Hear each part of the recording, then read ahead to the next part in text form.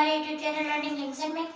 तो अभी तक फ्रेंड्स हमने आपको बताया था इंग्लिश ग्रामर की बेसिक चीज़ों के बारे में, जिसमें मैंने आपको बहुत सारे सेंटेंस, टेंस और बहुत सारी इन्फिनेटिव वर्ड्स वगैरह के बारे में आपसे बताया था। और इसमें हमने एक आपको बताया था वीडियोस में, जिस वीडियो में हमने आपको बताया था सेंट्रल आइडिया को हम कैसे लिखें, उसमें अच्छे मार्क्स कैसे अचीव करें। तो फ्रेंड्स आज हम बात करते हैं फर्स्ट पेपर की, यानी हम फर्स्ट पेपर में आपको एक बार और बता चुके हैं। उस फर्स्ट पेपर के हमने पार्ट में आपको वोकैबुलरी के बारे में बताया था, जिसमें हमने बहुत सारी वोकैबुलरी हमने आपको बताई थी कि कैसे उसको फिल करेंगे और उसमें क्या क्या उसके अंदर आता है और उसमें कितने मार्क्स का वेट होता है। तो आज हम बात करेंगे फिगर्स ऑफ स्पीच की, यानी कि इनको हिंदी में कहते हैं अलंकार। तो फ्रेंड्स ये जो हमारी फिगर्स ऑफ स्पीच आती है एग्जाम में, ये आती है हमारे पूरे 14 नंबर की। तो ये फिगर्स ऑफ स्पीच जो हमारे 14 नंबर के आते हैं, इसके बारे में बात करेंगे। तो इसके अंतर्गत हमारा क्या आता है, फिगर्स ऑफ स्पीच का मतलब होता है अलंकार। जैसे हिंदी में अलंकार होते हैं, वैसे ही इंग्लिश में भी अलंकार होते हैं। तो ये हो गया हमारा फिगर्स ऑफ स्पीच यानी अलंकार। तो 11th और 12th के सिलेबस जो नया सिलेबस आया है 70% कम करते हुए, मतलब 30% कम करते हुए 70% हमारा दे दिया है। तो उसके हिसाब से ले लो या फिर पहले वाला सिलेबस था उसके हिसाब से ले लो। हमारे पास 7 फिगर्स ऑफ स्पीच, यानी कि जो फिगर्स ऑफ स्पीच उसमें 7 पार्ट थे। हम उन 7 पार्ट के बारे में पढ़ते थे, चाहे 11th हो या फिर 12th हो। तो हम बात करते हैं उन 7 पार्टों के बारे में। तो आपको हम इस वीडियो में ओनली 3 पार्ट्स के बारे में बताएंगे, उससे नेक्स्ट वीडियो में अपलोड करेंगे, उसमें बचे हुए 4 पार्ट को आपको बताएंगे। तो देखिए इसमें हम जो होता है हमारे फिगर्स ऑफ स्पीच दिया था, तो ये बुक से दिया था, तो हमने इसको नोट्स बना लिए, शॉर्ट नोट्स बनाए, तो उसके हिसाब से हम आपको बताएंगे।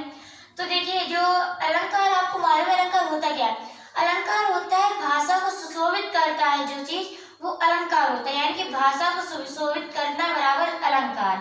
तो हम अपनी भाषा को कैसे सुशोभित कर सकते हैं, मतलब कैसे हम कह सकते हैं, उसे कैसे अच्छा रूप दे सकते हैं, इस चीज को अलंकार कहते हैं। तो हम आज बताएंगे आपको 7 अलंकार इंग्लिश में कौन कौन से हैं जो हमारे इंटरमीडिएट में आ रहे हैं, तो उनके बारे में आपको बता रहे हैं। तो पहला हमारा जो अलंकार है वो है सिमली।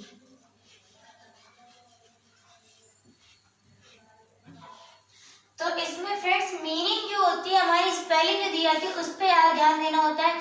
अगर स्पेलिंग हमारी गलत करी जाती है तो पूरी डेफिनेशन जो दी जाती है वो पूरी गलत हो जाती है। तो आपको हम ये बताएंगे अलंकार, पहले ये समझ लें अलंकार आते कैसे हैं। फिगर्स ऑफ स्पीच एग्जाम में दी जाती है, एग्जाम में कैसे दी जाती है? तो एग्जाम में दी जाती है फिगर्स ऑफ स्पीच कैसे, उसमें आपको 2 मार्क्स की दी जाएगी, यानी कि पहले एक डेफिनेशन आएगी 2 नंबर की। तो उसमें आपको ये दिया जाएगा कि फिगर्स ऑफ स्पीच में कि आप वहाँ पे ये रहेगा कि डेफिनेशन आएगी और एक पहचानने के लिए आएगा। मतलब एक आपको वाक्य लिखा होगा, उसमें आपको पहचानना होगा, आइडेंटिफाई करना होगा कि कौन सा वहाँ पे फिगर्स ऑफ स्पीच लगेगा। और एक आता है कि उसकी डेफिनेशन लिखिए। तो इस प्रकार से आती है हमारे, मतलब 2-2 करके 7 होते हैं, 2-2 करके हम 14 मार्क्स की जोड़ लेते हैं। वैसे एग्जाम में 2 ही नंबर पूछी जाएगी। तो हम देखते हैं पहला होता है हमारा सिमली, जिसे हम हिंदी में कहते हैं उपमा। दूसरा होता है हमारा मेटाफर।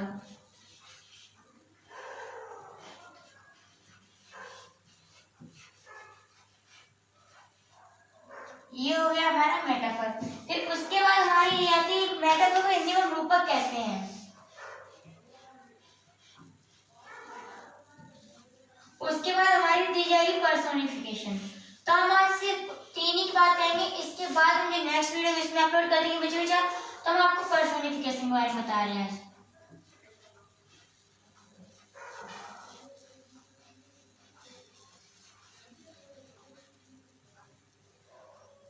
तो ये हो गया हमारा मानवीकरण।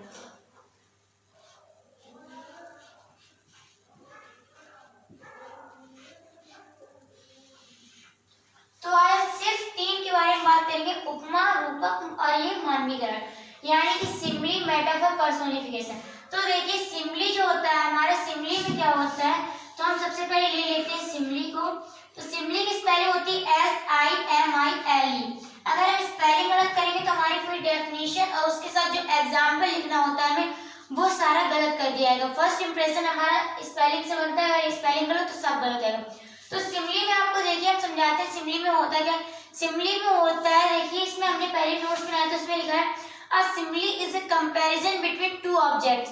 जैसे हिंदी में भी दिया था उपमा, यानी कि उपमेय और उपमान जो था उनके बीच में तुलना होती है, हिंदी में जैसे दिया था सेम वैसे इंग्लिश में होता है, बस इंग्लिश का ट्रांसलेशन हो रहा था। तो इसमें थे simile is objects of different kind, यानी कि दो वस्तुएं जो अलग अलग प्रकार की होती है उनमें एक तुलना करनी होती है, और उसमें क्या है, different kind which have at least one point in common, यानी कि जो एक पॉइंट कॉमन होता है। इसमें हम वर्ड यूज करेंगे तुलना करने के लिए, सो लाइक एज, इस टाइप के वर्ड दिया तो वो हम यूज करेंगे। तो इसमें देखिए डेफिनेशन क्या है, असिमली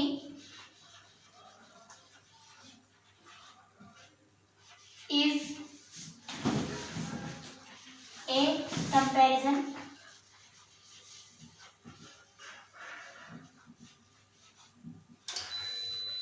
between two objects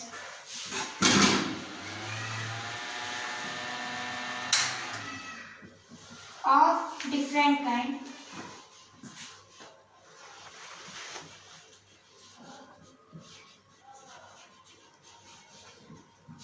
which have at least one point in common, यानी कि जिसमें कोई एक शब्द कॉमन या एक वर्ड कॉमन है, पॉइंट कॉमन है। Kind which have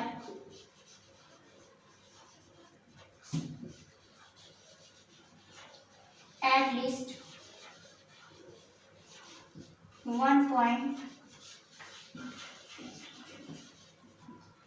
in common।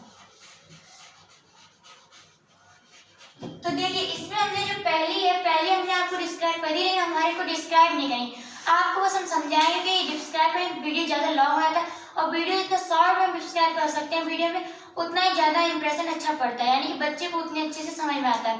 तो आपको हमने इसमें बता दिया कि इसमें हमने आपको लिख के डिस्क्राइब किया समझाने के लिए, एग्जाम्पल के लिए कि हाँ ये मतलब कैसे लिखते हैं, इसको कैसे क्या करते हैं, इसलिए हमने लिखा है।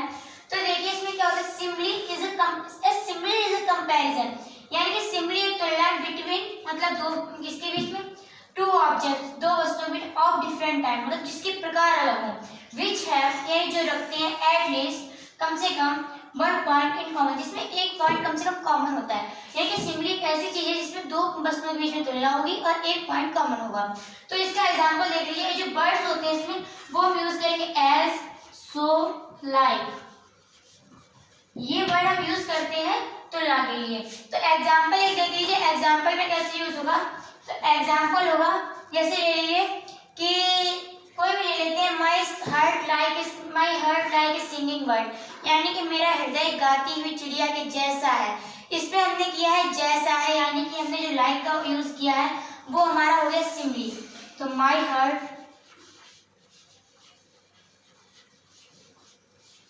Like a singing bird।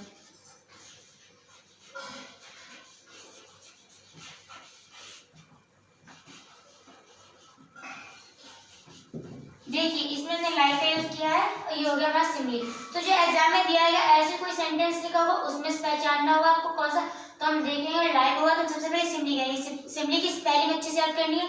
उसके बाद हम मेटाफर की बात करते हैं। तो ये देखिए मेटाफर में हमने नोट्स बनाए, तो मेटाफर में क्या होता है, मेटाफर में होता है इन द मेटाफर, यानी कि मेटाफर में द थिंग्स आर ट्रीटेड, मतलब जो थिंग्स यानी वस्तुएं होती है वो ट्रीट की जाती है, कैसे की जाती है, one as one and the same, मतलब एक जैसी बिल्कुल, मतलब इसमें हमने तुलना कर, इसमें हम वस्तु को बिल्कुल सेम बता देंगे।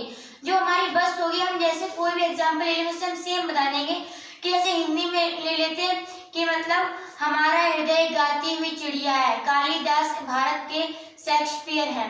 तो ये जो हमने लिया उनको, कालिदास को हमने डायरेक्टली इंडिया का शेक्सपियर बता दिया है, तो इस चीज को कहेंगे मेटाफर। अगर हम ये कह लेते कि Kalidas is like as a, यानी एज शेक्सपियर ऑफ इंडिया, तो हम एज का प्रयोग कर लेते हैं हमारा सिंपली। प्लस सिंपली और मेटाफर में एक ही चीज होता है कि सिंपली में हम वर्ड्स का यूज करते हैं तुलना के लिए, इसमें हम तुलना के लिए वर्ड्स का यूज नहीं करते, बस दो ही पॉइंट होते हैं।